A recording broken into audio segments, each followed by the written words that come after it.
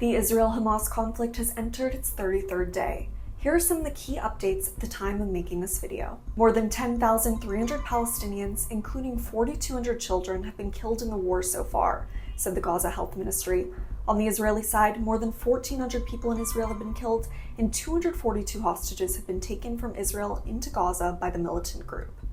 An Israeli soldier was killed in the ground offensive in Gaza, bringing the total number of Israeli Defense Force casualties to 31, as per reports.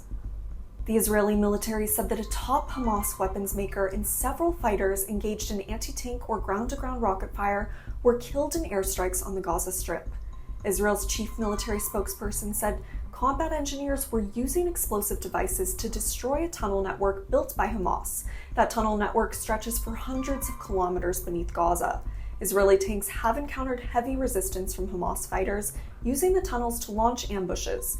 That's according to sources with Hamas and the separate Islamic Jihad militant group.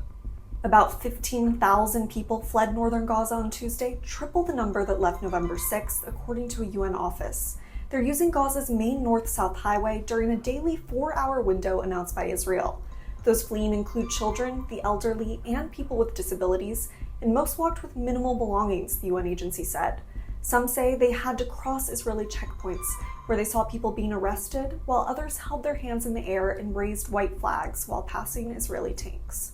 The White House has reiterated that President Joe Biden does not support an Israeli occupation of the Gaza Strip once the war ends. Asked about Netanyahu's comments, White House National Security Council spokesperson John Kirby said he would leave it to Netanyahu to clarify what he means by having, quote, indefinite control of Gaza's security.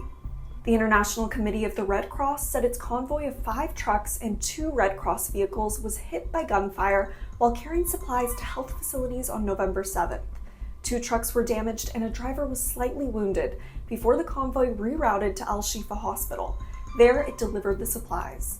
Meanwhile, Doctors Without Borders reported the death of Mohammed al-Ahel, a laboratory technician working for the organization in Gaza. He died on November 6th during a bombing in the al-Shati refugee camp. G7 foreign ministers are set to issue a joint statement on the Israel-Hamas war on November 8th and are expected to call for temporary pauses in fighting to allow humanitarian aid into the besieged Gaza Strip. 5 hostages of Hamas are free, offering some hope to the families of others snatched in southern Israel during the militants' deadly rampage on October 7th. But the families of those still in captivity have questions, such as why progress has been so slow and why some and not others are being released, and whether Israel's punishing bombardment of the Gaza Strip puts their loved ones in danger. Nasrallah's chief minister on November 7th expressed solidarity with the people of war-rampaged Palestine. He said one cannot remain neutral when a section of people is facing genocidal aggression. The chief minister also alleged that Israel was targeting Palestine with the support of the U.S. That's all the updates for now. Subscribe to the Indian Express for more such updates on the ongoing conflict between Israel and Hamas.